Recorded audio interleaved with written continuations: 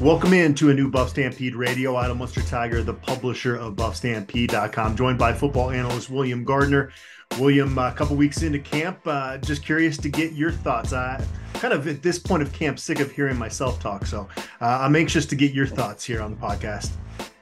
Well, I think it's pretty exciting times. I think it's, I don't know, it feels like it's a different camp than what we've had in the last 10 years. I don't know, but it's sometimes hard to remember exactly what you were thinking and feeling a year ago watching camp and all that sort of thing. But it just sort of seems like it's an entirely different level of talent, both in coaching and players. And there's an intensity there that I don't think was there for any time, in quite a while at CU. So a lot, just looking at one of those videos yesterday and, saw Demoy Kennedy on the sidelines. I thought that's a big darn linebacker right there. And and you hear about how fast he can run, and you think of what a package that is. So it sounds exciting. I think the offense looks like what we expected it to look like, and it's probably still pretty vanilla. But I think we're going to move the ball a lot and score a lot of points. And the question marks remain on defense. So I don't know. That's my feeling so far. I love the. Deion Sanders is a motivational genius. I mean, that guy, and I don't mean that in a gimmicky sort of way. I don't know if you saw that video yesterday where he's talking about taking the pins out of his toes, Yeah. but that really got me. It was just really, it was heartfelt and real, and it was just his life. And he talked about, I'm never going to high step and dance like I used to, but I'm just looking for normality. And as a 58-year-old guy, I get it. That means a lot to me, and I'm sure it meant a lot to those kids too. To have, and then having somebody like Terrell Owens show up, and I mean, these are the kinds of things that are just never were a thing before, without a guy like Prime in the house. So I don't know. There's a lot of excitement. I think if you can't be excited about CU football right now, probably need to give it up and get a new hobby. Yeah, exactly. Yeah, it's impressive that Coach Prime has dealt with all this and kind of deflects the attention, and doesn't seem to want it to be about him. Somebody as famous and as wealthy as he is, to have all these health issues and still like his Yeah. priorities are with the young men that he's coaching. That's Yeah. pretty special.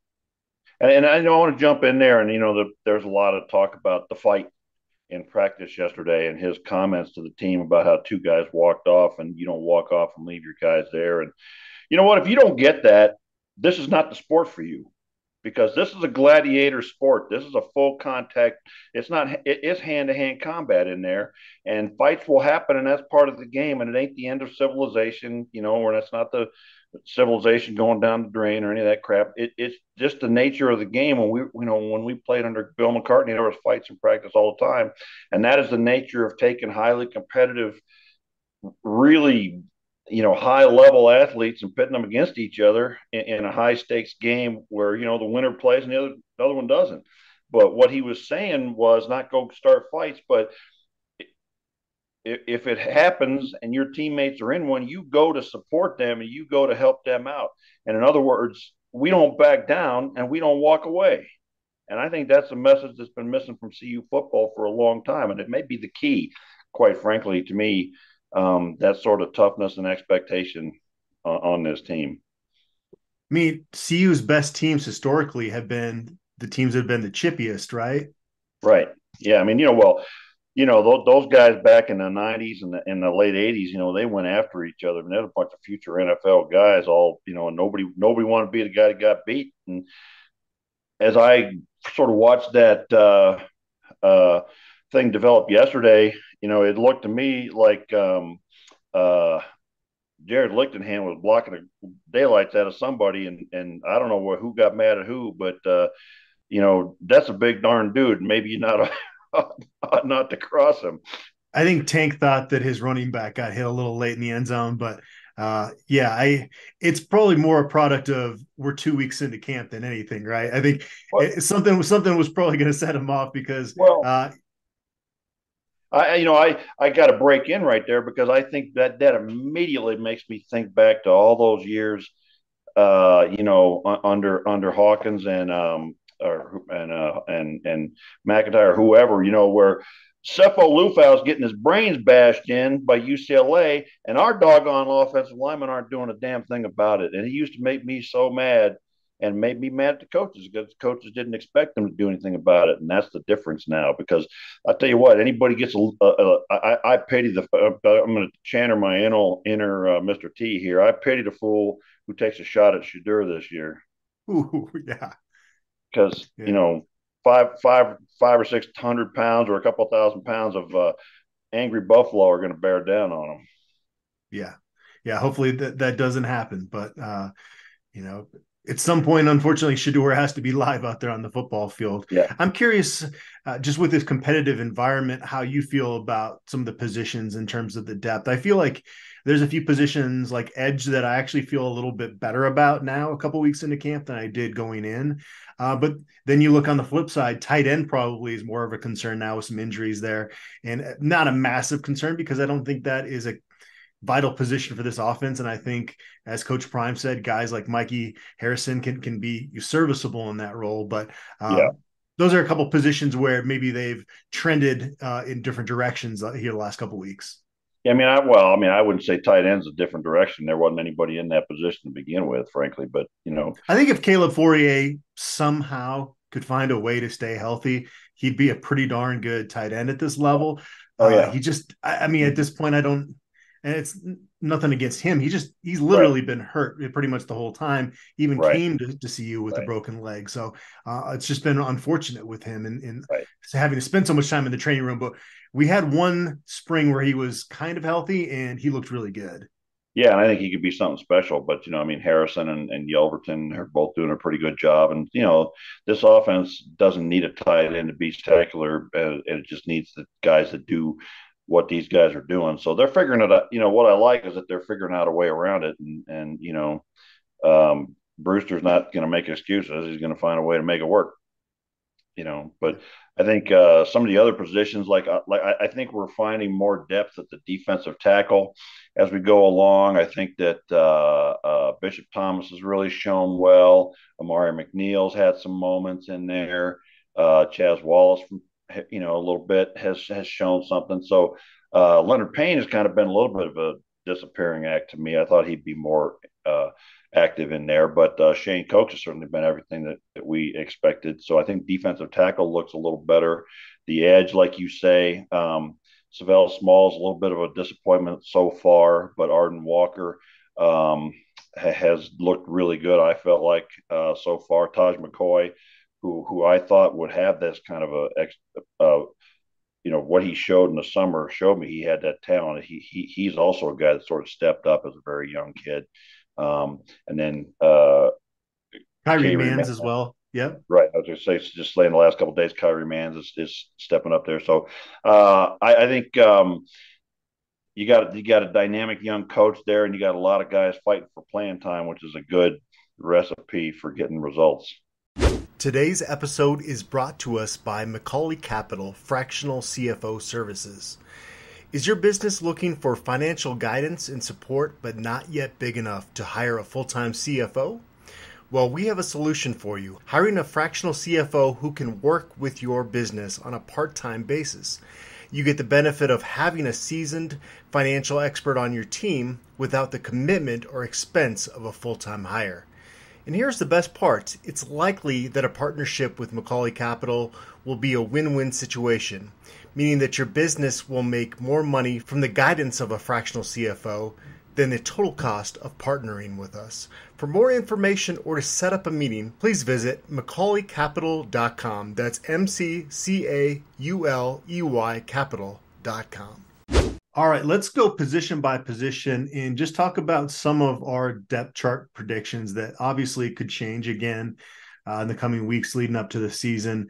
But I think this is a good way to just kind of look at each position now a couple weeks into camp and maybe how some things have changed. And I don't know, William, maybe there's some guys that you voted on the top of countdown that you feel different about. Obviously, I think we would have had Bishop Thomas higher on our list, right? So Yeah. let's do this position by position, and that will give us a chance to talk about some of the early risers of camp. Okay. Quarterback Shedeur Sanders has been everything a Colorado fan could have hoped for through 11 preseason practices. He's been pretty special. Now, in the scrimmage, there were some times it looked like he held onto the ball a little bit longer than he'd be able to in a game. But I mean, you got to be as pumped, if not more excited about that position than you were a couple weeks ago. Yeah, and I gotta make the comment that look, if you're trying to derive anything from a first scrimmage of the season, you're playing a fool's game because you cannot take anything from a first scrimmage because it's the first time out there where they're really running full speed live, and they're going to all get better from what they were there, and I think Shedeur is still getting used to his receivers and offensive line and whatever, and the offense itself. So I don't see any problems with that. But I think he's shown enough to me, to suggest that he's going to be one of the better quarterbacks in a very good quarterback conference. And obviously, the big question remains who's going to back him up. Early in preseason camp, Sean Lewis said that Gavin Colt had been showing a little bit of the fact that he has some experience post high school.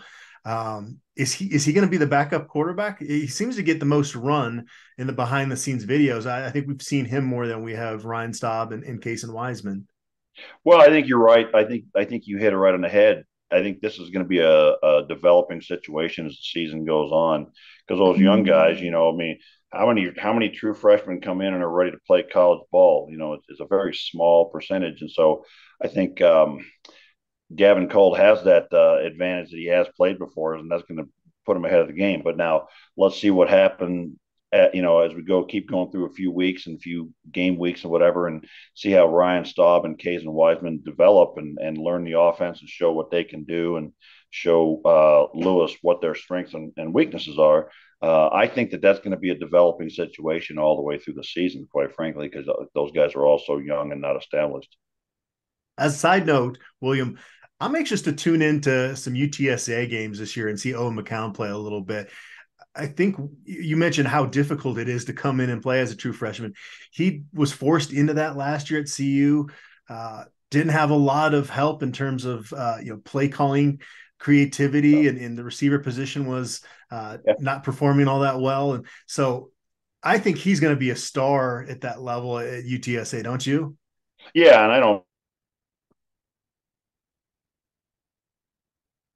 get that spot though, right? I mean, he wasn't ready week one to play, so I think that's sort of what I'm talking about with these guys too. But yeah, I look forward to. I mean, Owen McCown walked into it. I think he just really got a bad situation.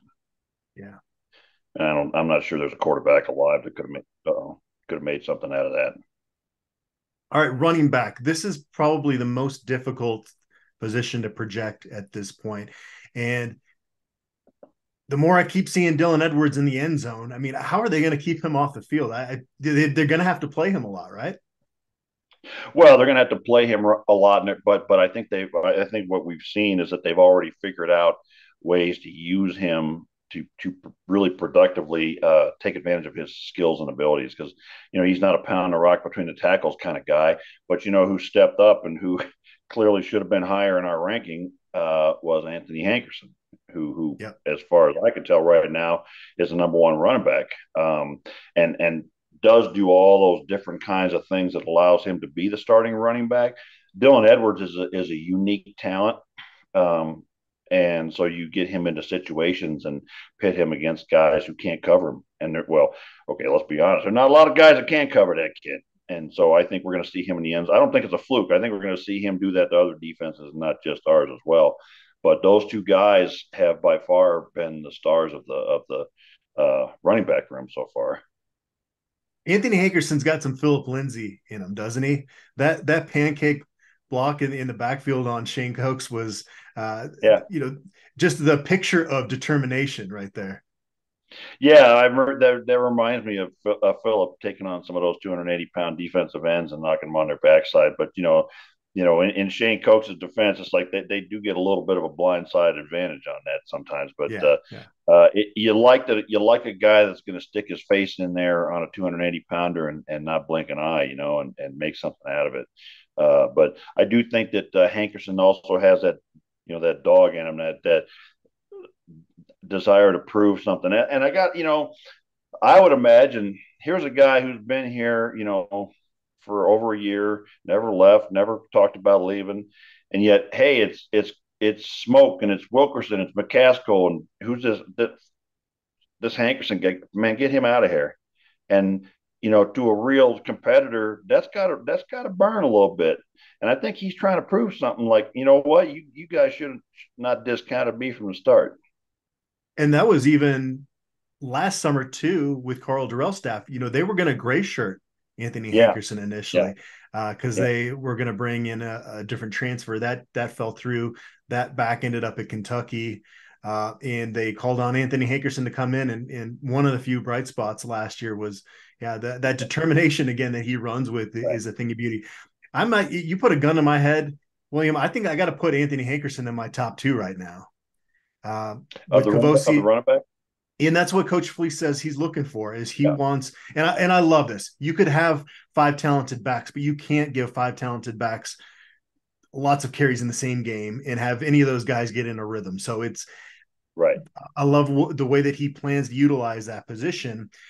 Alton McCaskill, the fourth, it sounds more precautionary than anything, in terms of him not right. being, full go in terms of being able to get tackled. Cavossier Smoke told Jimmy Searfoss he's dealing with a little bit of a leg injury. So I could see a situation, William, where Hankerson and Dylan Edwards are your top two backs for the opener, and then maybe McCaskill and Smoke are your top two backs at some point this season.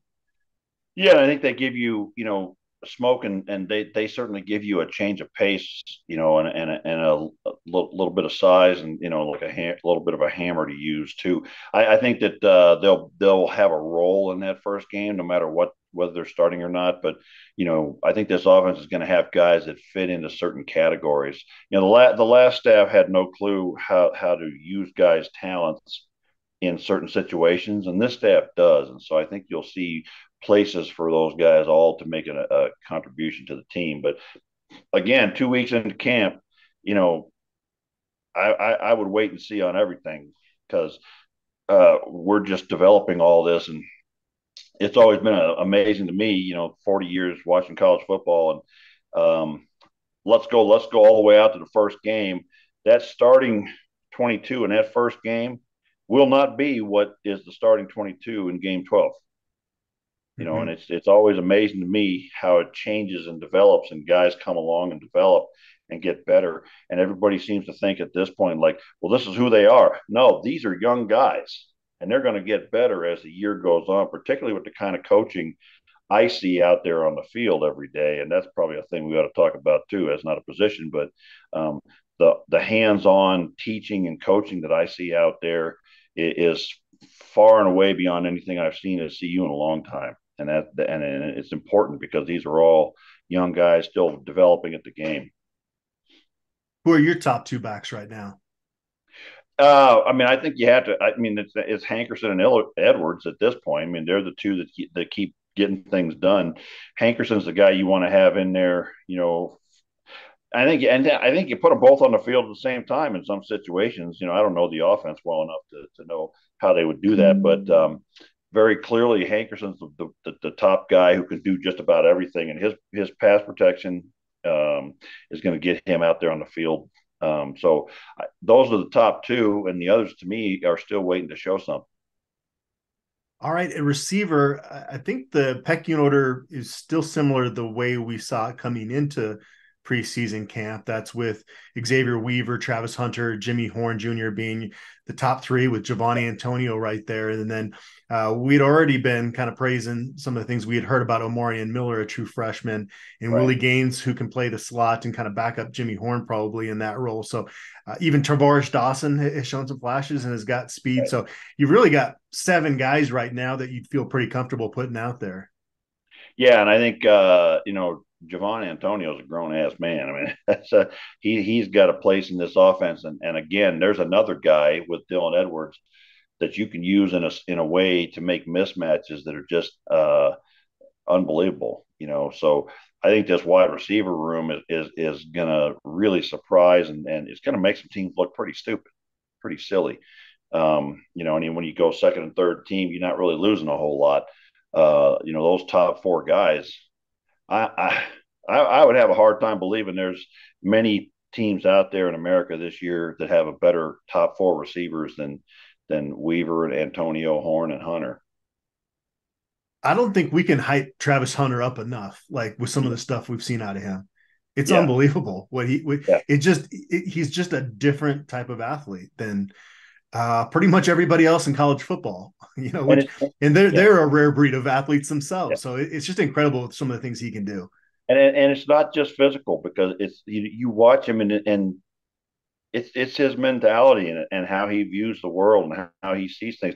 He's got it just suddenly occurred to me as I said it. He's got that Deion Sanders prime mentality. I know what I am. I know what I can do. I have no doubts about my ability, and I'm going to go out there and do it. And you see that, and I don't know. There's just something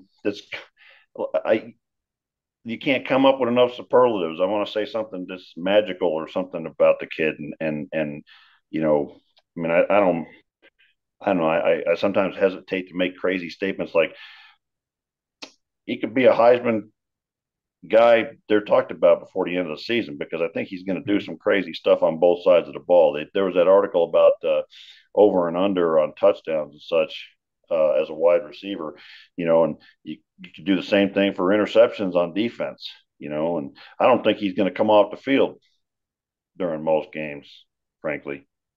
And he doesn't ever seem to get tired. And, some people are just like that.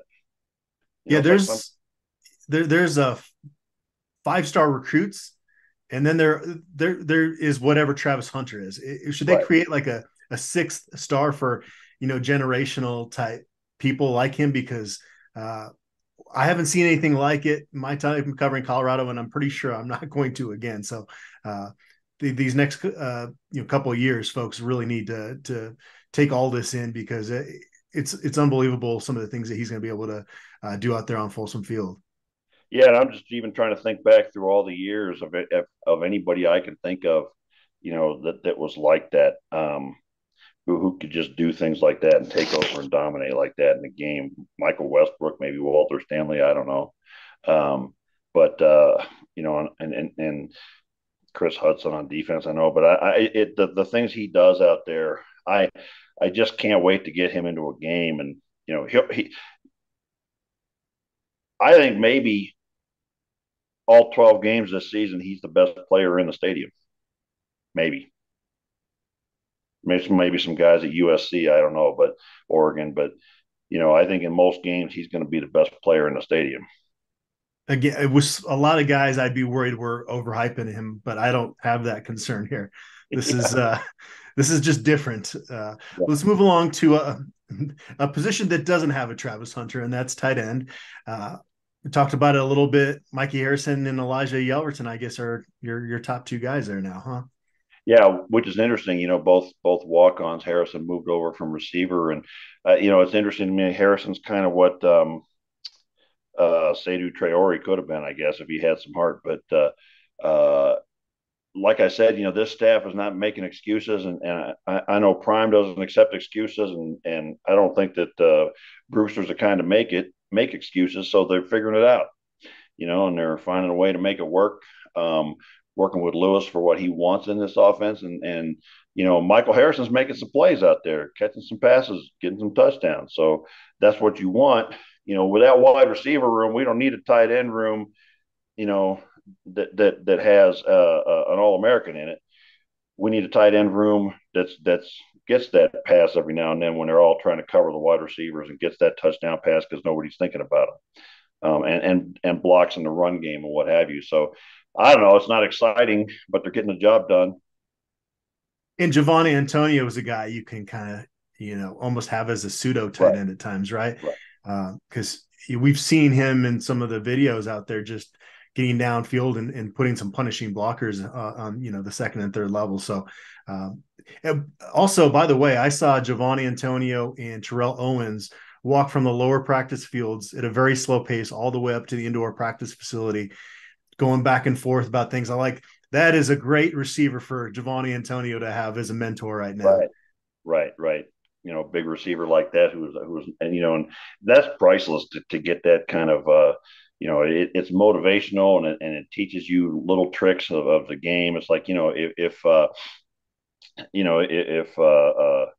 Nate Solder was to come in and spend a couple of days with Jared Lichtenhand and teach him just little things that most fans would never even think of, a little hand placement here. Here's a little trick, here's a little dirty trick.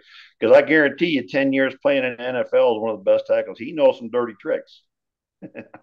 And quite frankly, that's the name of the game. And on the offensive line is dirty and nasty. So that it's exciting to see a guy like Terrell Owens come in and work with these receivers and do that kind of thing. Speaking of Tank, he and Savion Washington, I think you could put in Penn as the starting offensive tackles. I don't think there's been a whole lot of push to steal either of those two spots. I think they're pretty entrenched there. Yeah, I think Reggie Young has come along as a guy that can get some reps there and look okay, I think, as a backup. And so that's kind of one concern there. But, I am not backing off of my praise of Tank one bit. I think he has so far in this camp stepped up to the next level where he needed to be, and he's going to be one of the top linemen in this conference. Anybody wants to laugh at it, go ahead. But I'd be hard pressed to off the top of my head pick a better tackle in the Pac-12 than Jared Lichtenhand. I think he's really going to shock some people and show us some things. I mean, we got some pretty good pass rushers here, and all summer long and now into camp, nobody's beat him that I've seen. I'm not there every day watching every play, but he's handled everybody that we've put up against him, and I think he's pretty exciting.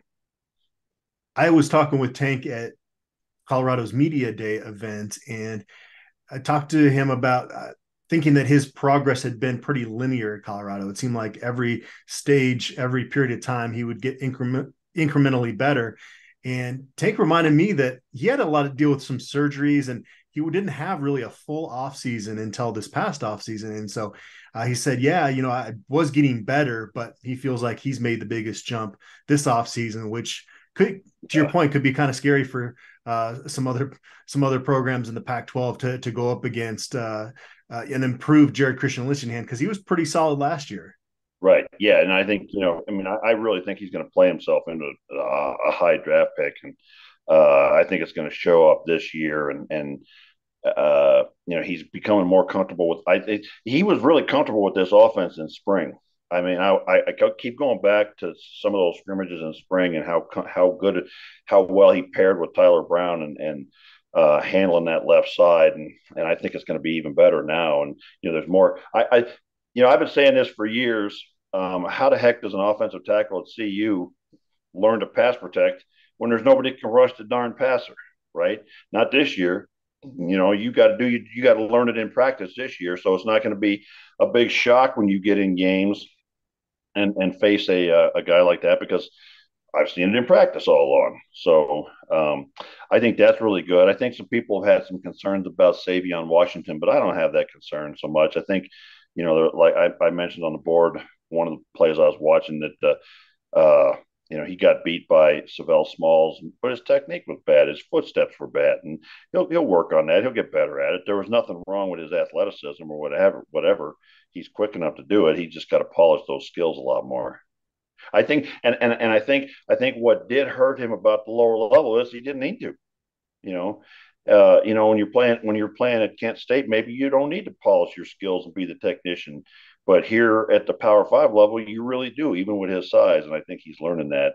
And we'll start picking those things up.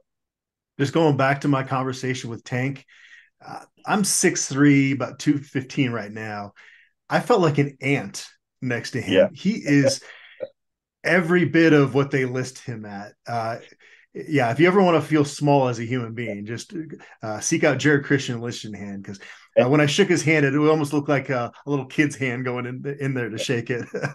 and he's not close to filled out, Adam. He ain't close to where he's going to be. 2 or 3 years into the league, he's going to be so massive you can't even believe it.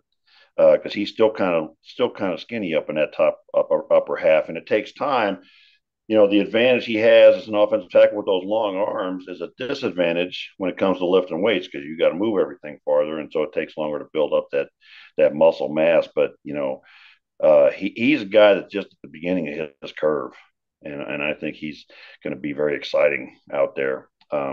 So I think we got two good tackles. I guess the big intrigue of camp for last week has been where's Tyler Brown, and I guess we got that answered yesterday. Yeah, and that's so I think Van Wells has probably established him pretty firmly as the number one center at this point because we've seen Yeah, Landon Beebe get reps at guard. And so you have, I talked about running back being a really tight competition. You have a really tight competition at offensive guard. You mentioned Tyler Brown coming back, but he also missed, some time. What is that? Yeah, I think he missed 10 practices. So Jack Wiltie, Jack Bailey, mentioned Beebe's been practicing a guard. Those four guys, you've got really good depth, but you've also got a really heated competition to find out, which of those two are going to start on September 2nd. yeah, and I still think your front runners are Wiltie and Brown, and now that we get Brown back and they get some chance to go. I mean, I saw on one play, Jack Wiltie folded up Amari McNeil pretty good and pancaked him. I mean, one play, guys can have a bad play, but um, it's nice that you got those, including Wells. Those four guys inside to man those three positions. So you're going to be too deep, very very solid too deep, and whoever's the starter is going to earn it. Unlike previous years, where if you were the top guy, you got there, you didn't really have to beat out somebody good to get it. So I feel like whoever's going to win those spots, and I would still put my money on Brown and Wiltie, but I really like that Van Wells. You talk about linear progression, and so far Van Wells is doing that this year too. That he stepped up and is improving his game as well. Yeah, and he was a guy that Bill O'Boyle wasn't overly critical, but he said that, I can't wait till there's more competition here because I think Van Wells is going to need somebody pushing him. Yeah, And he stepped up to that challenge, it's looked like. And it looks like Shador was talking about how much he trusts the centers that have been working with him in terms of just there's certain things that the center and the quarterback need to be on the same page about reading the defense. And it seems like he is really pleased with what Van Wells is doing in that regard. So, but I would probably say Jack Wiltie as well. I don't know. Is 10 practices enough to think that maybe Jack Bailey has kind of gained an edge there? It's hard to say. I think. Well, going back to the comments with Shador, the other thing I liked is that there seems to be a communication and a chemistry between him and Wells too, because I think Wells mentioned that sometimes I can't see what's out there. When I'm down, I can't see how they're developing, and Shador will make a call for me or tell me what's going on and give me when a quarterback and a center work together like that, that's I'm trying to think of the term we used to use in the military about added bonus to that teaming up. But Bailey, I think, has gotten a lot of playing time, and I probably got that. I think it hasn't hurt, to have him get that kind of playing time with Tyler Brown out, and he's done all right. I still am a little. He's a tough guy and a technician because he has to be because he's not as big as the other guys. But he's certainly a guy that can play at this level.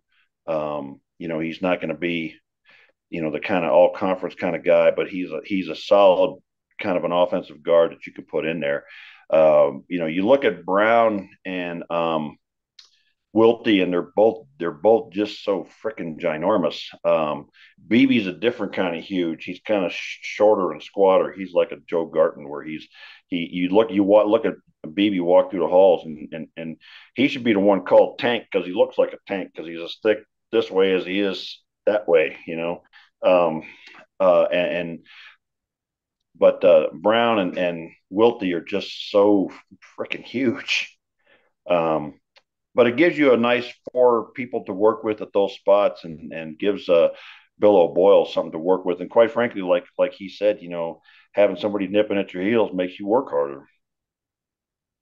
On the D line, obviously Shane Cokes is going to be out there as probably getting the most snaps out of anybody in that group. Chaz Wallace and Bishop Thomas are the other two that I have at the top of my depth chart right now. I think Amari McNeil would be in the mix there as well. What do you see as, assuming it's a three defensive lineman look with a couple edge guys out there, who would you have in your starting lineup at this point? Who did you say you had? Shane Cokes, Chaz Wallace, and Bishop Thomas. Yeah, and Shane Cokes and Bishop Thomas for sure. I think Bishop Thomas has really showed something, and there was an interesting point in one of the videos earlier this week where Bishop Thomas kind of standing on the sideline. I'm pretty sure it was Bishop Thomas, and Coach Prime was giving him the business, and Bishop's trying to give him some excuses, and Coach Prime he was hot, and he said, "I didn't bring you in here to make excuses. I bring you in here to rush the passer. And are you rushing the passer? No, you're not rushing the passer. So get in there and do what you were brought in here to do." Which is interesting to have a defensive back and a coach has never played the line, get in there and get right up in the face of one of his big defensive tackles and challenge him. And I think that's what some of these guys need. And I think Bishop Thomas is one of those guys, with that sort of pride that's gonna fire him up and get him out there to do something. But he's also got that size that's lacking in some of those other guys. So Cokes and Thomas for sure. I don't know about that third spot. Chaz Wallace maybe. I still think Leonard Payne needs to show something. We haven't seen Chance Main or Taj Alston really either on the edge or inside so far do a whole lot. So I'd like to see more from those guys. I'm a little bit surprised that I haven't seen more from those guys. My top, I guess I couldn't pick really, frankly, at this point for that third spot. I think it remains to be. That is a position they're going to rotate more than any other. So I do think Cokes, Wallace, Thomas, Taj Alston, you mentioned Chance Main, more kind of maybe as like a third down type guy you put in there. Amari McNeil, obviously, and then you mentioned Leonard Payne Jr. I think that's kind of a group that's all going to play, and health at that position is going to probably dictate the rotation a little bit as well. But you like those guys, you get a couple of injuries there, then all of a sudden you don't feel as good about the depth. Coach Prime said he really likes the depth of that group, and I do think it is good depth in terms of the guys that are going to be part of the mix, but just from a number standpoint, that's a little concerning going into the season. Yeah. On the edge, it's pretty clear. I mean, Jordan Dominic and Derek McClendon, the second, got to be the top two guys there, right? Yeah, by far. And there's a little less obvious things going on there. I thought we'd see a little bit more from Kyrie Mans and Savell Smalls at this point. But Arden Walker, like we said earlier, is coming along really well, and Taj McCoy has shown a lot as a true freshman. But again, it's still early, and there have been signs in the last few days that Smalls and Mans are really starting to come along as well. But I think that McClendon and Dominic, in that first scrimmage, they both had a sack. Some people were giving Savion Washington a hard time about it. It's like, well, those are not chumps. McClendon and Dominic, not getting beat by, the guys that we had playing defensive end the last few years here. These are legitimate guys who have proven things at the Power 5 level, and I think they're showing that here now. I love that interview with Dominic and Tank talking about how they work with each other. Here's how I beat you, and here's how you beat me, and things like that. So I don't know. It's exciting to me to see those two guys, and if they can keep going like that and stay healthy, man, it's been a long time since we had bookends on the edge, and these are legit. Both of these guys are better than Jimmy Gilbert. I'm gonna say that. Jimmy, I mean, yeah, I think their ceiling as a football player is higher than Jimmy Gilbert, but in that 2016 season by itself, I mean, Jimmy was pretty special. There was a lot of things that came together, and I don't want to put him down or take away from what he did that year. But having two guys on either edge like that, I think you're going to see something from these guys. And I think both of these guys can be far more stout against the run too.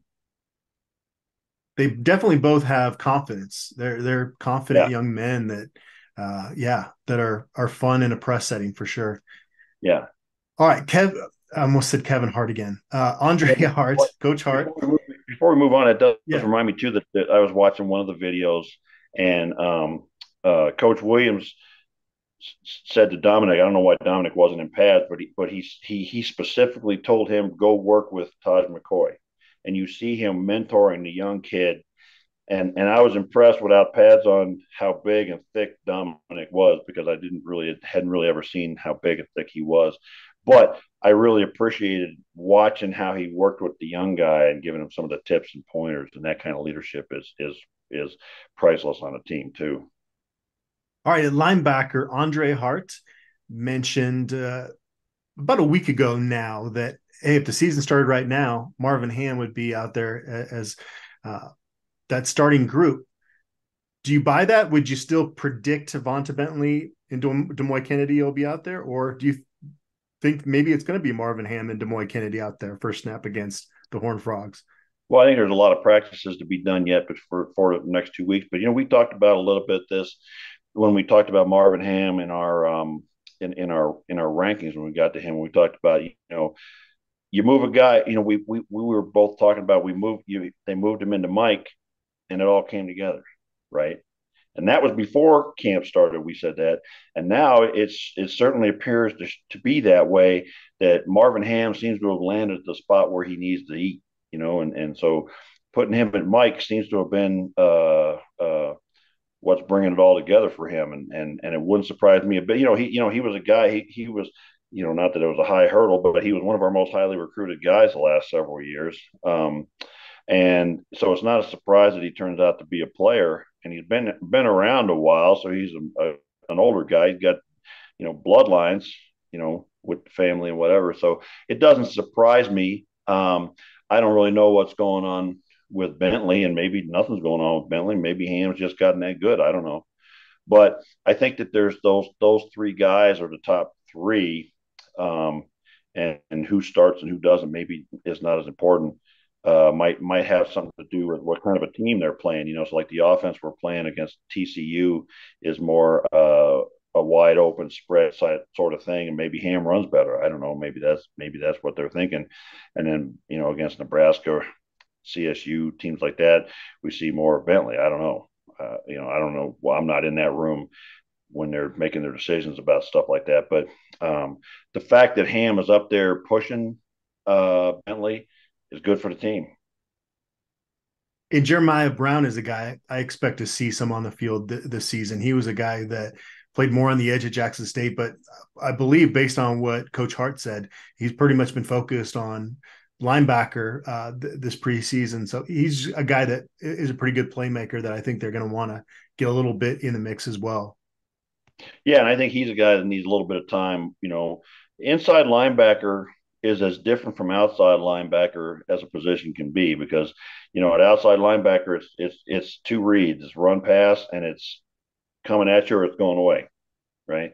At inside linebacker, it's all coming at you, and you got to sort it out and figure it out and make something out of it. So I think it's a big change, and some guys get in there, and you got to see if they can sort all that stuff out and make the reads without the hesitation and stuff. So Jeremiah Brown may need a little bit of time, but I think he's a good player in there. Uh,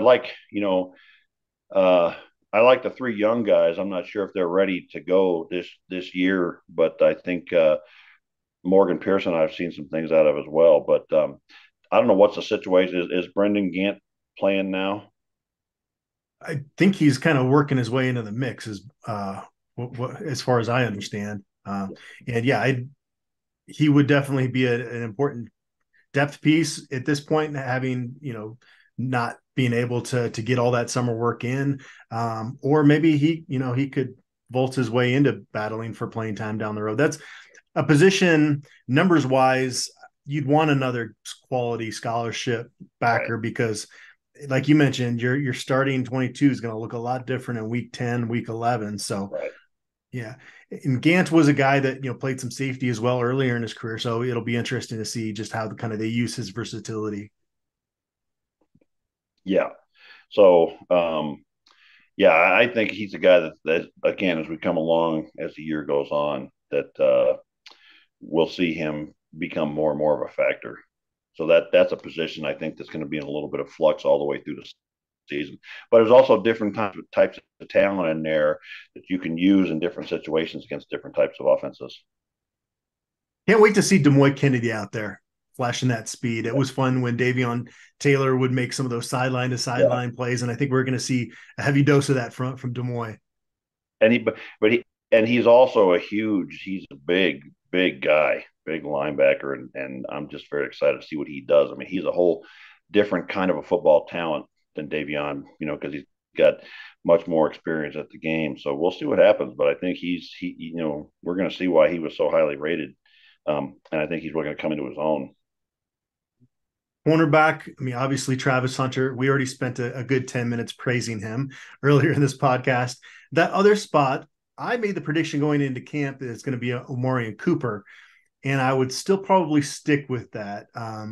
But when you talk about true freshmen, you don't just mention Cormani McLean, William. You got to mention Carter Stoutmeyer as well. He has made some plays out there in his first preseason camp at CU. But I think I would go Travis and Omarion at this point. Yeah, it's fun. It's fun to watch them get. Yeah, I think probably so. But it's fun to me. Every now and then you see uh, Coach Prime out there working with those guys. And he was sitting in a cart, and he's telling them, no, don't worry about that other hand. Do that, and it's like it just gets me goosebumps to think about. It's like it's like I'm a piano player and I'm learning from Billy Joel, or I don't know. It's like here's this guy that's the best ever at my position telling me how to do this, and it's just sort of exciting and fun. But I think there's some guys there, and it looks like Jack Kaz Robinson has been primarily at safety up until this point, but I think he's a guy that could help there if they need him to as well. But I don't know. I think you're going to have to play a lot of cornerback bases versus the offenses that we're playing, a lot of nickel, and I don't know what they're doing as far as nickel, and I don't know, they probably are not putting in game plan for TCU yet, so we'll see how they're gonna. We may not see that at all. We may not know what they're going to do with that until game time. I wouldn't advertise it, but we'll see what they do with it, and probably more than two of those guys are going to be starters. Yeah, covering Colorado is pretty fun right now. I'm not trying to get banished from there. So, some of these things we are just going to have to wait until September 2nd to really diagnose and talk about. But yeah, I think right now at safety, I'd go Shiloh Sanders, Cameron Silman-Craig, and Trevor Woods as my top. But yeah, Jacquez Robinson's a guy you'd probably want to get on the field behind those guys. I think Miles Slusher's there as well, Roderick Ward. Even Jaden Milliner Jones, I don't know how much he was going to play as a true freshman. Maybe he'll be a special teams guy, but he looks the part for being a first-year guy at Colorado. I'm surprised that SMU was the school he was going to before Coach Prime got hired at Colorado, because he looks like a big-time safety out there, just physically at least. Yeah, and like I said, there will be guys that jump out and become sort of surprises, and I think he's one. Stoutmeyer, maybe another one. But there's a lot that they can do at safety, and then quite frankly, they may pull their nickel back or whatever they decide to do out of that group, and move somebody up closer to the line out of that group to play some of that role, and they'll have to start breaking down the TCU film, and although who knows what TCU does with a brand new offensive coordinator this year. But there's lots of things to work with and lots of different types of talents in that room. Quite frankly, I think Shiloh Sanders is a different safety than Trevor Woods, and Silman-Craig and Slusher are different from both of those two. So it's interesting to me. Shiloh is another one that doesn't lack any confidence. I mean, there's a lot of guys on this team that do not lack for confidence, which I think is a good thing. At kicker, your favorite topic here, William. Of course. What do you think of this plan? You've got Jace Feely doing kickoffs. You got Jace Feely handling any field goal that's over 40 yards. And you've got Alejandro Mata doing the extra points and then any field goal under 40 yards. Well, it's not unheard of. I mean, teams have had long distance kickers and shorter kickers before. I don't know. I don't think kickers are necessarily a thing like a running back. We need to get in the rhythm of the game, but they're going to go with whoever they feel is most comfortable in each situation.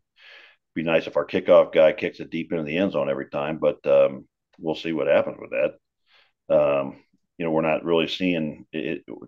None of the videos are really showing the what's happening with field goals, whether they're accurate or high or getting blocked or whatever.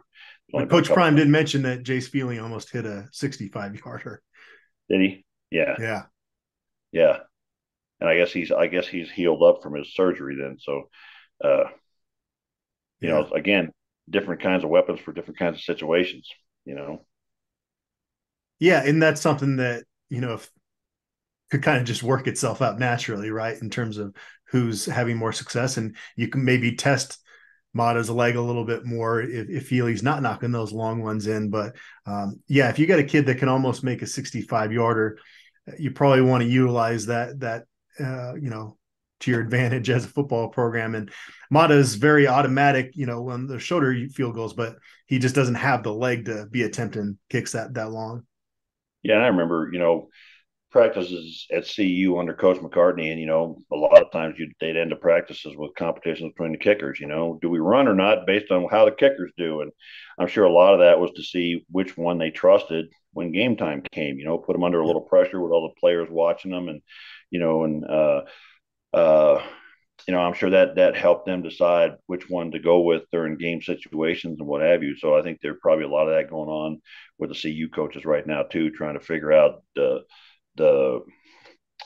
sort of the limits for each guy, and where their sweet spot is. I feel blessed that I got a chance to cover Mason Crosby when he was at Colorado, because you talk about your kicker bias there, William. I mean, you had to feel different about Mason, right? He was a kind of a rock star on campus, and all of his teammates just were in awe of some of the how far he could kick that football. Yeah.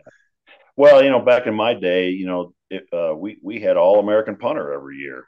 Seemed like, between Barry Helton and then Todd English, and that was one of the best positions on our team. But they always seemed to be athletes too. Like Barry Helton was a quarterback. Todd English was a big tight end type of guy. But so it's not unprecedented in CU history to have great kickers on the field. So hopefully we'll see that again this year. And it does sound like they've got a pretty good punter in Mark Bassett this year. I haven't heard anything to the contrary. Finished third in the ACC in punting average last year. So, it's good to have that position shored up as well going forward. Well, I was thinking they're probably not going to be a bigger change at any position this year from last year than punter, because poor punter last year probably kicked his leg clean off, and the punter this year might not get out on the field. Well, remember, they had to dismiss their starting punter from the team early in the season, and they threw Trent Carasoza out there, and he had a pretty good average through a few weeks. But yeah, it was a lot of wear and tear on that walk-on's leg. Well, God bless, man. It's like, how many times can you punt in a game? I don't know if they keep track of that kind of thing, but we might have set records. And this offense, I'm not sure we see a lot of the punter, hopefully, knock on wood. Yeah. All right, William. Well, that was fun. There are guys that have been rising up here in the last couple of weeks, and I'm anxious to see how that continues to play out here leading up to the season opener. Can we get you on another podcast before the season kicks off? Yeah, that'd be a lot of fun. We'll see how they, hopefully in the next couple of weeks, maybe we get sort of closer to that game. We'll have a better idea of what's going on in each position and who's doing what. All right. Well, slowly but surely, we're getting close to that season opener. Thanks, William, and thanks everybody out there for tuning in.